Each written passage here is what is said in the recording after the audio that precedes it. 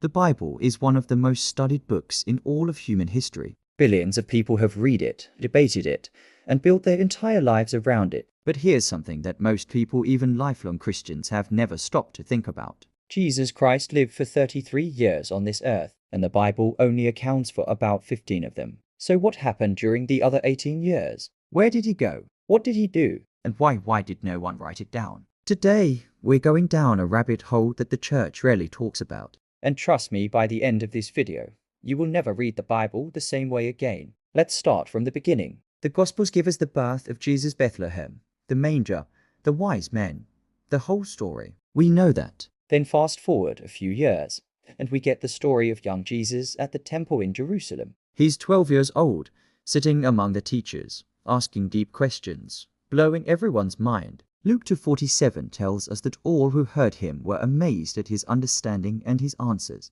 And then, nothing. Luke 2:52 just says, and I am paraphrasing here, and Jesus grew in wisdom and stature. That's it. That's literally all we get. The next time we see Jesus in the Bible, he's 30 years old, walking up to John the Baptist to be baptized, ready to begin his ministry. So between the ages of 12 and 30 to 18 years of silence, the Bible gives us absolutely nothing. Now here's the question historians, theologians, and researchers have been asking for centuries. Where was he? Now, I want to be clear what we're about to explore are theories, some backed by historical texts, some by ancient traditions, and some that are, let's say, controversial, but they're all fascinating. So let's get into it. The most straightforward explanation is that he simply stayed in Nazareth, working as a carpenter with Joseph, learning the trade, growing up. Some scholars argue there's nothing mysterious here, that this was just a quiet, private period of preparation. And honestly, that's a fair point. But here's what makes that hard to swallow for many researchers. Jesus, even at age 12, was clearly no ordinary child. The idea that someone with that level of wisdom and spiritual depth just stayed home and cupboard for 18 years feels incomplete to a lot of people. And then there are the other theories. In 1887, a Russian journalist named Nicholas Notovich claimed to have discovered ancient manuscripts at a Buddhist monastery in Hemis, India, in the region of Ladakh, near Tibet. These manuscripts described a young man called Isa, which is the Arabic and Eastern name for Jesus, who traveled from Israel to India as a teenager, who studied with Hindu Brahmins, who learned from Buddhist monks, who eventually made his way back to his homeland to begin his mission. Many scholars dismissed it, but here's the thing: the name Isa appears in Islamic tradition as well. The Quran itself refers to Jesus as Isa, and ancient trade routes between Israel and India were very much real and very much active during that time. Could a young Jewish man have traveled east along the Silk Road? Historically speaking, yes, it was possible. Now this next theory is closer to home. The Essenes were a Jewish sect that lived in the desert, near the Dead Sea.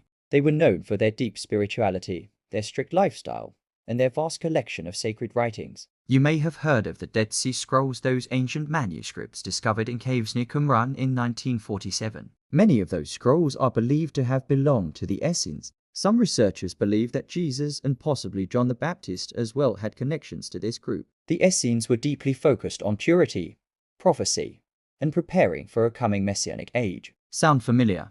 The overlap between Essene teachings and Jesus' later ministry is hard to ignore. And the geographical proximity, the Dead Sea, is not far from where Jesus grew up, makes this one of the more credible theories. Here's another one that doesn't get enough attention. We actually know from Matthew chapter 2 that Joseph, Mary, and the baby Jesus fled to Egypt to escape Herod. They were there for some time before returning to Nazareth, but some historians suggest the connection to Egypt didn't end there. Alexandria, Egypt in the 1st century was one of the greatest centers of learning in the world. It had a massive Jewish population. It had libraries, philosophers, mystics. Some traditions suggest Jesus may have returned to Egypt during those silent years to study, to learn, to grow. Some ancient Coptic Christian traditions in Egypt actually hold sacred the belief that Jesus walked their land. Is there hard proof? No, but is it historically plausible? Absolutely. Here's where things get really interesting.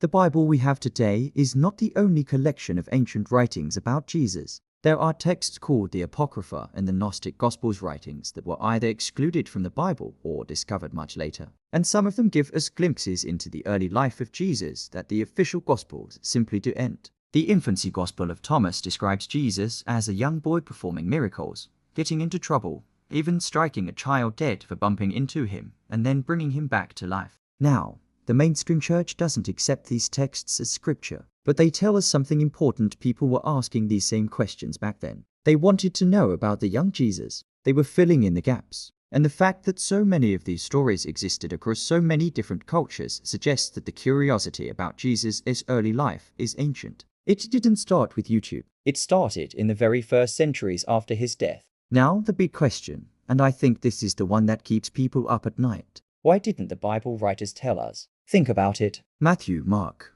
Luke, John, these men wrote about Jesus' life, and they just skipped 18 years. Why? A few possibilities. Maybe they genuinely didn't know. The Gospels were written decades after Jesus' death. By that point, detailed records of his early years may simply not have existed. Or maybe those years weren't considered important to the central message. The Gospels were written with a purpose to establish Jesus as the Messiah, the Son of God. His childhood and teen years weren't the point. And then there's the third possibility, the one that raises eyebrows. Maybe some information was deliberately left out. The early church went through a long process of deciding what went into the Bible and what didn't. The Council of Nicaea in 325 AD is often talked about in this context. Could uncomfortable or controversial details have been omitted to protect a certain narrative? I'm not here to tell you what to believe, but I am here to tell you these are questions worth asking. The last years of Jesus remain one of the greatest mysteries in all of religious history. Whether he stayed in Nazareth, traveled to India, studied with the Essenes, or walked the streets of Alexandria, we may never know for certain. But what we do know is this: when Jesus emerged from those 18 years of silence and began his public ministry, he was ready. Whatever happened during those years shaped the man who would change the world forever. And maybe that's the point. Maybe the silence itself is the message that preparation happens in the hidden seasons of life, that greatness often grows in the quiet. But what do you think? Where do you believe Jesus was during those 18 years? Drop your thoughts in the comments. I genuinely want to know. And if this video made you think, made you question, made you curious, that's exactly what we're here for. If you're new here, subscribe, because we go deep on the hidden stories of the Bible, ancient history, and the mysteries that most people never talk about. New video coming very soon. Until then, keep questioning, keep seeking, and I'll see you in the next one.